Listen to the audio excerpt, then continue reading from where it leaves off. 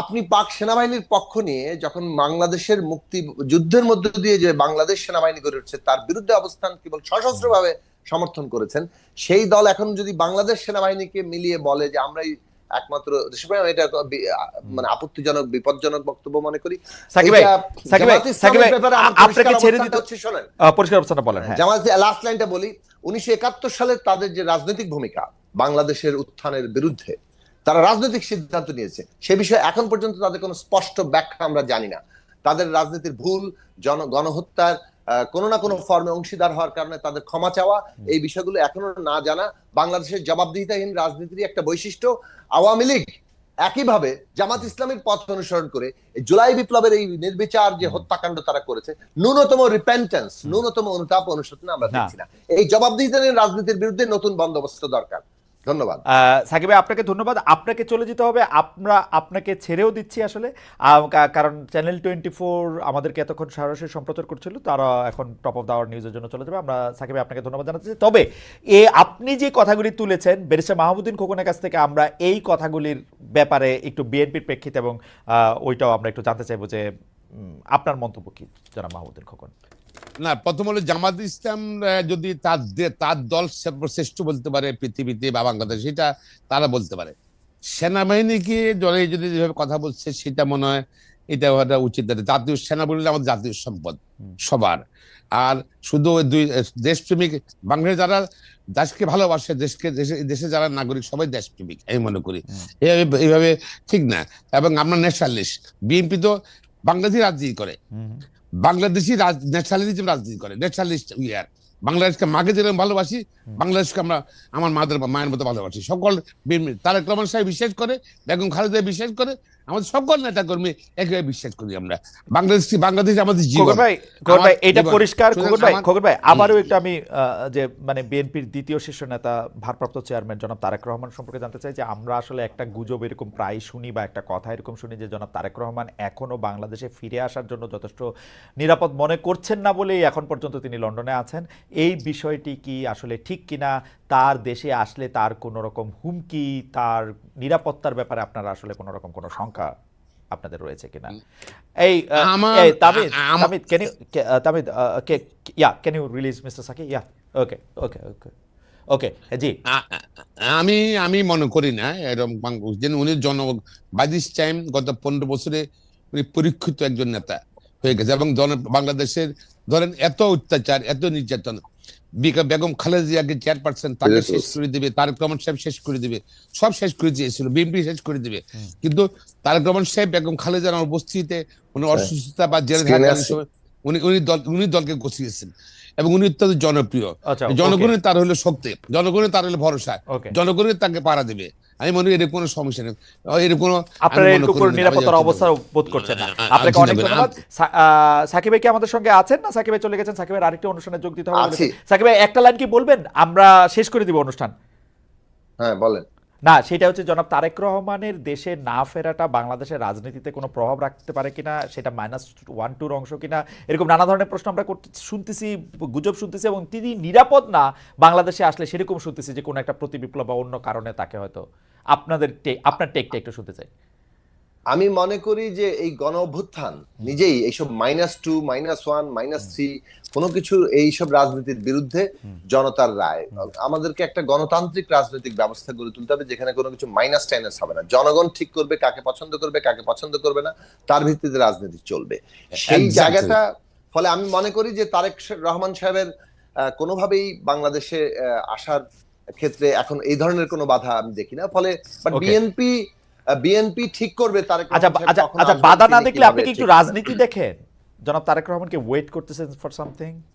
Is there any politics behind it?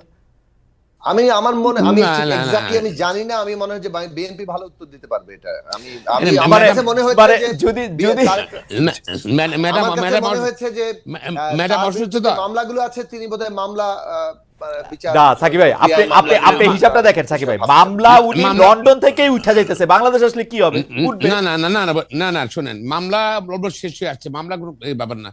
Madam তো অসুস্থ, সম্ভবত ম্যাডাম চিকিৎসা, ম্যাডাম যদি শরীর ফিজিক্যালি ফিট হলে উনি ফ্লাই করে বিদেশ চিকিৎসা করবেন, চিকিৎসা করলে হয়তো তারপরে উনি সিদ্ধান্ত নেবেন বাংলাদেশে আসাটা। মানে আসলে এটা নিয়ে এই মন্তব্য করাটাই কোনো অর্থ নেই। আমার মনে হয় যে ঠিক আছে, আমরা আপনি পাক সেনাবাহিনীর পক্ষ নিয়ে যখন বাংলাদেশের মুক্তি যুদ্ধের মধ্য দিয়ে যে বাংলাদেশ সেনাবাহিনী গড়ে উঠছে তার বিরুদ্ধে অবস্থান কেবল সশস্ত্রভাবে সমর্থন করেছেন, সেই দল এখন যদি বাংলাদেশ সেনাবাহিনীকে মিলিয়ে বলে যে আমরাই একমাত্র দেশপ্রেম, এটা মানে আপত্তিজনক, বিপজ্জনক বক্তব্য মনে করি। সাকিব ভাই, আপনাকে ছেড়ে দিতে হচ্ছে, শোনেন পরিষ্কার অবস্থানটা বলেন। জামাত লাস্ট লাইনটা বলি, 1971 সালে তাদের যে রাজনৈতিক ভূমিকা বাংলাদেশের উত্থানের বিরুদ্ধে তারা রাজনৈতিক সিদ্ধান্ত নিয়েছে, সে বিষয়ে এখন পর্যন্ত তাদের কোনো স্পষ্ট ব্যাখ্যা আমরা জানি না। তাদের রাজনীতির ভুল, গণহত্যার কোনো না কোনো ফর্মে অংশীদার হওয়ার কারণে তাদের ক্ষমা চাওয়া, এই বিষয়গুলো এখনো না জানা বাংলাদেশের জবাবদিহিতাহীন রাজনীতির একটা বৈশিষ্ট্য। আওয়ামী লীগ একইভাবে জামাত ইসলামের পথ অনুসরণ করে জুলাই বিপ্লবের এই নির্বিচার যে হত্যাকাণ্ড তারা করেছে, ন্যূনতম রিপেন্টেন্স, ন্যূনতম অনুতাপ অনুশোচনা আমরা দেখছি না। এই জবাবদিহিতাহীন রাজনীতির বিরুদ্ধে নতুন বন্দোবস্ত দরকার। ধন্যবাদ সাকিব ভাই, আপনাকে ধন্যবাদ। আপনাকে চলে যেতে হবে, আমরা আপনাকে ছেড়েও দিচ্ছি আসলে, কারণ চ্যানেল 24 আমাদেরকে এতক্ষণ সরাসরি সম্প্রচার করছিল, তারা এখন টপ অফ দ্য আওয়ার নিউজের জন্য চলে যাবে। আমরা সাকিব ভাই আপনাকে ধন্যবাদ জানাচ্ছি। তবে আপনি যে কথাগুলি তুলেছেন ব্যারিস্টার মাহমুদ্দিন খোকনের কাছ থেকে আমরা এই কথাগুলির ব্যাপারে একটু বিএনপির প্রেক্ষিতে এবং ওইটাও আমরা একটু জানতে চাইবো যে আপনার মন্তব্য কি জনাব মাহমুদ্দিন খোকন। না, প্রথম হলো জামাত ইসলাম যদি তার দল শ্রেষ্ঠ বলতে পারে পৃথিবীতে বা বাংলাদেশ, সেটা তারা বলতে পারে। সেনাবাহিনীকে জলে যদি যেভাবে কথা বলছে সেটা মনে হয় এটা হওয়াটা উচিত। জাতীয় সেনা বললে আমাদের জাতীয় সম্পদ সবার। আর শুধু দুই দেশপ্রেমিক বাংলাদেশ যারা দেশকে ভালোবাসে, দেশে যারা নাগরিক সবাই দেশপ্রেমিক আমি মনে করি, এইভাবে ঠিক না। এবং আমরা ন্যাশনালিস্ট, বিএনপি তো বাংলাদেশি রাজনীতি করে, বাংলাদেশি ন্যাশনালিজম রাজনীতি করে, ন্যাশনালিস্ট ইয়ার। বাংলাদেশকে মাকে যেরকম ভালোবাসি, বাংলাদেশকে আমরা আমার মায়ের মতো ভালোবাসি। সকল তারেক রহমান সাহেব বিশ্বাস করে, বেগম খালেদা বিশ্বাস করে, আমাদের সকল নেতা কর্মী একভাবে বিশ্বাস করি আমরা। বাংলাদেশ আমাদের জীবন। খোকন ভাই, এটা পরিষ্কার। খোকন ভাই আবারও একটু আমি যে মানে বিএনপির দ্বিতীয় শীর্ষ নেতা ভারপ্রাপ্ত চেয়ারম্যান জনাব তারেক রহমান সম্পর্কে জানতে চাই যে আমরা আসলে একটা গুজব এরকম প্রায় শুনি বা একটা কথা এরকম শুনি যে জনাব তারেক রহমান এখনো বাংলাদেশে ফিরে আসার জন্য যথেষ্ট নিরাপদ মনে করছেন না বলেই এখন পর্যন্ত তিনি লন্ডনে আছেন। এই বিষয়টি কি আসলে ঠিক কিনা? তার দেশে আসলে তার কোনো রকম হুমকি, তার নিরাপত্তার ব্যাপারে আপনারা আসলে কোনো রকম কোনো শঙ্কা আপনাদের রয়েছে কিনা? এই তামিদ, can you release Mr. Saki? Okay, জি। আমি মনে করি না এরকম উনি বাই দিস টাইম গত 15 বছরে উনি পরীক্ষিত একজন নেতা হয়ে গেছে। এবং বাংলাদেশের ধরেন এত অত্যাচার, এত নির্যাতন, বেগম খালেদা জিয়াকে চেয়ারপারসন তাকে শেষ করে দিবে, তারেক রহমান সাহেব শেষ করে দিবে, সব শেষ করে দিয়েছিল, বিএনপি শেষ করে দিবে। কিন্তু তারেক রহমান সাহেব বেগম খালেদার উপস্থিতিতে উনি অসুস্থতা বা জেলে থাকার সময় উনি দলকে গছিয়েছেন এবং উনি অত্যন্ত জনপ্রিয়। জনগণের তার হলো শক্তি, জনগণের তার হলো ভরসা, জনগণের তাকে পাড়া দেবে। আমি মনে করি এর কোনো সমস্যা নেই, এর কোনো নিরাপত্তার অবস্থা বোধ করছেন না। আপনাকে অনেক ধন্যবাদ। সাকিব ভাই কি আমাদের সঙ্গে আছেন না সাকিব ভাই চলে গেছেন? সাকিবের আরেকটি অনুষ্ঠানে যোগ দিতে হবে। সাকিব ভাই একটা লাইন কি বলবেন, আমরা শেষ করে দিব অনুষ্ঠান? হ্যাঁ বলেন। না, সেটা হচ্ছে জনাব তারেক রহমানের দেশে না ফেরাটা বাংলাদেশের রাজনীতিতে কোনো প্রভাব রাখতে পারে কিনা, সেটা -1-2 অংশ কিনা, এরকম নানা ধরনের প্রশ্ন আমরা শুনতেছি, গুজব শুনতেছি। এবং তিনি নিরাপদ না বাংলাদেশে আসলে সেরকম শুনতেছি যে কোনো একটা প্রতিবিপ্লব বা অন্য কারণে তাকে হয়তো। আপনার টেকটা একটু শুনতে চাই।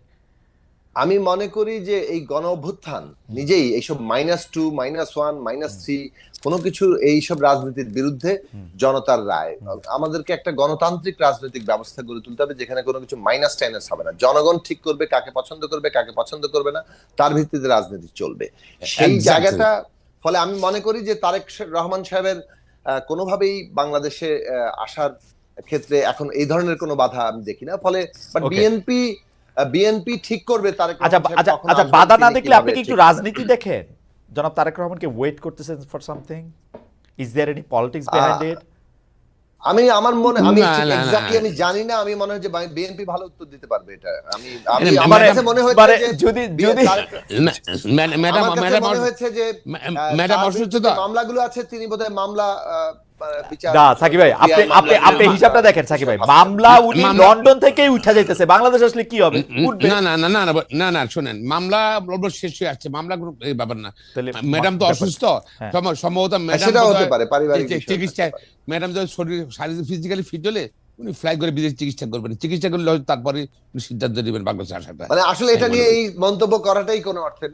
আমার মনে হয় যে ঠিক আছে, আমরা আমরা রাজনৈতিক ভাবে তার দেশে আসা কখন তার জন্য সবচেয়ে মানে এটা উনি ভালো, উনি ভালো এটা সিদ্ধান্ত উনি নেবেন। ভালো বোঝেন। বিবেচনা- ঠিক আছে, আমরা ঠিক আমরা করবেন। তাহলে আজকের অনুষ্ঠান এখানে শেষ করি। এটা বছরের প্রথম অনুষ্ঠান ছিল, খুবই মানে চমৎকার একটি আলোচনার মধ্যে দিয়ে বেড়েছে মাহমুদুল খোকন এবং জনাব